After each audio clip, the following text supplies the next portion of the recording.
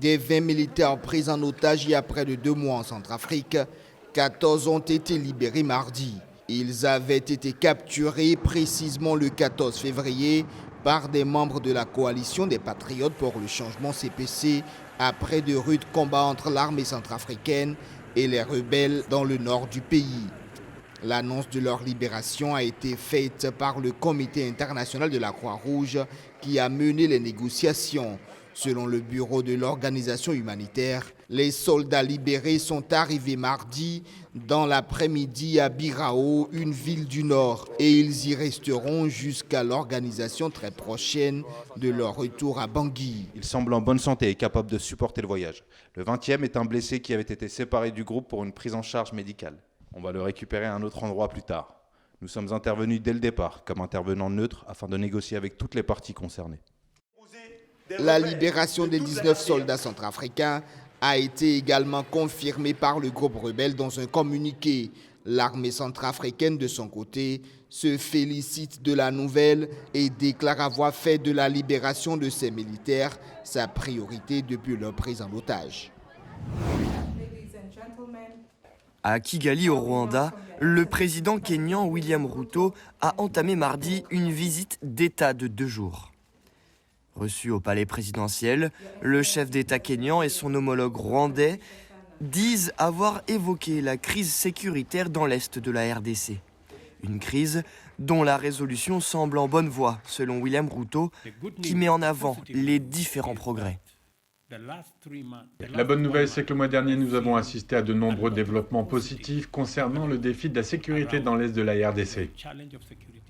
William Ruto cite en particulier le déploiement des contingents burundais et ougandais de la force est-africaine au Nord Kivu. Une véritable satisfaction sur ce dossier. William Ruto a tenu à remercier la communauté des États d'Afrique de l'Est dans les efforts pour le retour de la paix dans la région. Je tiens à remercier les chefs d'État de la CAE qui ont joué un rôle moteur dans ces régions. Nous travaillons ensemble pour stabiliser l'est de la RDC. Ainsi, le Congo pourra avoir des élections pacifiques et les Congolais pourront continuer à jouir de leur pays. C'est la première visite du président William Ruto à Kigali depuis son élection en août dernier. Cette visite est aussi l'occasion pour les 2 pays de renforcer leur coopération bilatérale. 9 accords entre les 2 pays ont été signés, notamment dans les secteurs de la santé, de l'agriculture, des nouvelles technologies et du développement. Des accords qui visent à permettre aux 2 pays de mettre leurs ressources en commun dans le but d'être moins dépendants de l'extérieur. En République démocratique du Congo, Médecins sans frontières appellent à une mobilisation massive face à une situation humanitaire catastrophique au Nord Kivu. Dans un communiqué publié mardi, l'organisation humanitaire indique qu'au cours des 12 derniers mois, environ 1 million de personnes ont fui les combats liés à la résurgence du groupe armé M23. Résultat, les réfugiés s'amassent dans des camps où les abris sont largement insuffisants et les conditions rudimentaires. Faute de moyens financiers, une majorité de la population n'a tout simplement plus accès aux soins. Les gens doivent choisir entre manger ou se soigner. Des abris inadéquats et surpeuplés, combinés au manque d'eau potable et de latrines, créent des conditions propices à l'apparition et à la propagation des maladies. À Boulengo, un campement informel situé à l'ouest de Goma, MSF dénombre une latrine pour près de 500 personnes, soit 10 fois moins que les standards d'urgence humanitaire. MSF déplore cette situation et appelle la communauté internationale et les autorités à urgemment accroître leurs efforts pour répondre aux besoins de la population. Nos équipes sont à pied d'œuvre pour prévenir les épidémies, mais elles sont complètement débordées. Face à la catastrophe humanitaire et sanitaire qui se déroule sous nos yeux, tous les acteurs de la réponse doivent renforcer l'assistance aux personnes déplacées, à Goma et en dehors, en faisant preuve de plus de réactivité et de flexibilité. Des tentes, de la nourriture, de l'eau potable et des fournitures médicales, voilà ce que demande MSF pour répondre aux besoins urgents des déplacés dans le Nord Kivu, en RDC. Territoire qui compte à présent 2,5 millions de déplacés. Au Togo, un nouveau recensement général de la population et de l'habitat a révélé que le pays compte désormais plus de 8 millions d'habitants, dont 51,3% de femmes. C'est l'Institut national de la statistique et des études économiques et démographiques qui a mené du 23 octobre au 16 novembre l'enquête qui a permis la mise à jour des nouvelles statistiques démographiques du pays. La population togolaise reste majoritairement rurale avec plus de 5,850 millions de personnes contre 3,473 millions dans les zones urbaines. La région du Grand Lomé concentre la plus grande population urbaine avec 2,188 millions d'âmes. La région maritime, hors Grand Lomé, est la deuxième région la plus peuplée. D'ici 2054, la population togolaise devrait passer du simple au double. L'ancien chef du gouvernement italien Silvio Berlusconi, 86 ans, a été hospitalisé en soins intensifs ce mercredi à Milan. Hospitalisé pour des problèmes cardiaques, il se trouve dans une unité de chirurgie cardiaque à l'hôpital San Raffaele de Milan et son état serait actuellement stable. Silvio Berlusconi a multiplié ces derniers temps les séjours à l'hôpital, le dernier remontant à la semaine dernière, officiellement pour des examens de contrôle. En avril 2021, le milliardaire avait été hospitalisé pour des séquelles du Covid-19. Il avait subi une opération à cœur ouvert en 2016, puis une opération pour une occlusion intestinale en 2019. Entré en politique en 1994, Silvio Berlusconi a été Premier ministre pendant 9 ans au total et a dominé la politique de son pays pendant 2 décennies, en dépit de scandales sexuels et de procès qui ont terni son image. La police israélienne a interpellé, entre mardi et mercredi, plus de 350 personnes après de violents heurts dans la mosquée Al-Aqsa de Jérusalem. Après l'annonce de ces affrontements, plusieurs salves de roquettes ont été tirées à partir du nord de la bande de Gaza en direction du territoire israélien. L'armée israélienne a riposté en menant des frappes aériennes contre ce qu'elle a présenté comme des infrastructures militaires du Hamas dans la bande de Gaza. Dénonçant un crime sans précédent, le Hamas a appelé les Palestiniens de Cisjordanie à se rendre en masse vers la mosquée Al-Aqsa pour la défendre. Emmanuel Macron s'est rendu en Chine pour une visite d'État de 3 jours afin de renforcer les liens entre les deux pays. Une visite qui a débuté par une discussion avec la communauté française auprès de laquelle il a souligné les avantages d'une relation économique étroite avec la Chine, un avis partagé par la porte-parole du ministère des Affaires étrangères.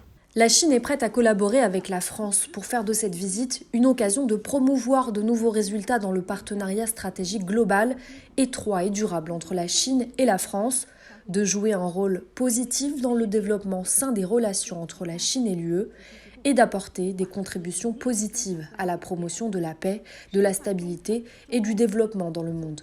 Accompagné de la présidente de la Commission européenne, Ursula von der Leyen, le président français qui veut afficher un front uni et parler d'une seule voix, celle de l'Europe, va rencontrer Xi Jinping jeudi où les sujets tels que la guerre en Ukraine et le rôle que la Chine pourrait jouer pour trouver une solution pacifique seront au menu des discussions.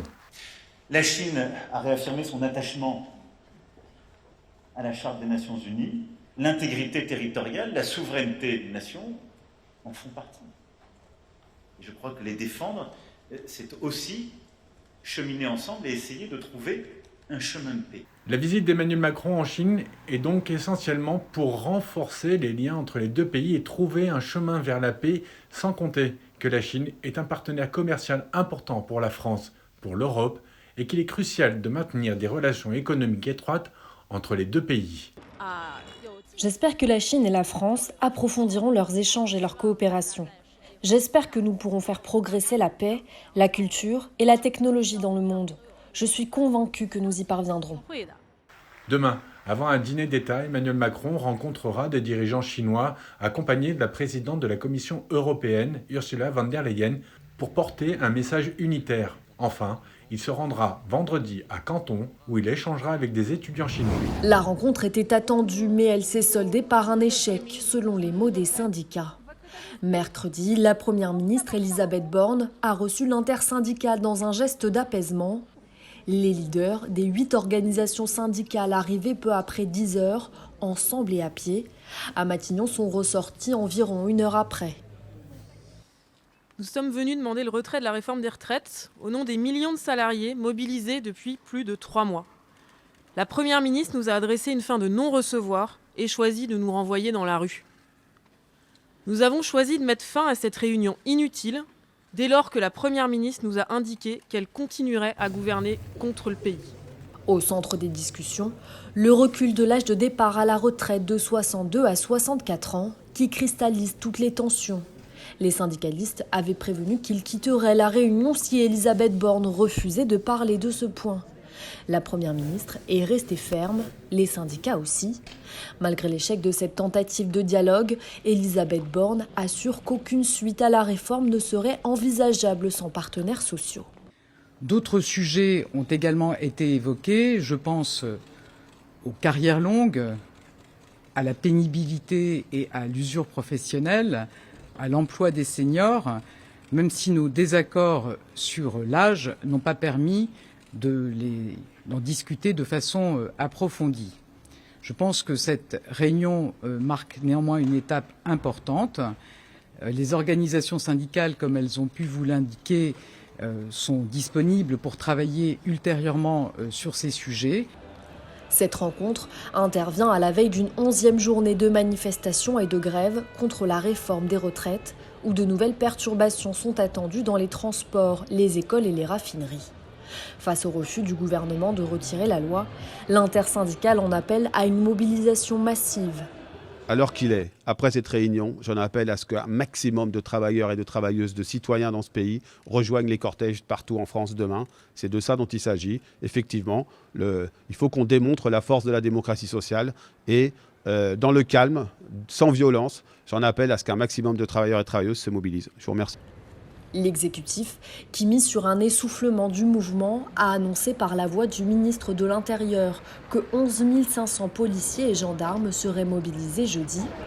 Quant à Emmanuel Macron, il compte sur le Conseil constitutionnel qui devrait rendre sa décision le 14 avril sur la conformité ou non du texte à la Constitution.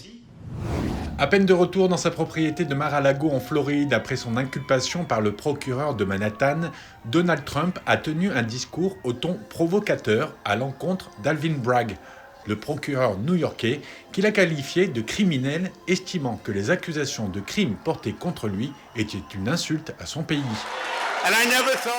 Je n'aurais jamais imaginé cela possible en Amérique. Je n'ai jamais pensé que ça pouvait arriver. Le seul crime que j'ai commis, c'est de défendre courageusement notre nation, comme ceux qui cherchent à la détruire. Face au juge, Donald Trump a plaidé non coupable des 34 chefs d'accusation liés à des paiements pour réduire au silence une actrice de film pour adultes pendant sa campagne présidentielle de 2016. En début d'après-midi, Donald Trump a été mis en accusation par la Cour suprême de l'État de New York, sur la base d'un acte d'accusation établi par un grand jury de Manhattan pour 34 chefs d'accusation de falsification de documents commerciaux au premier degré.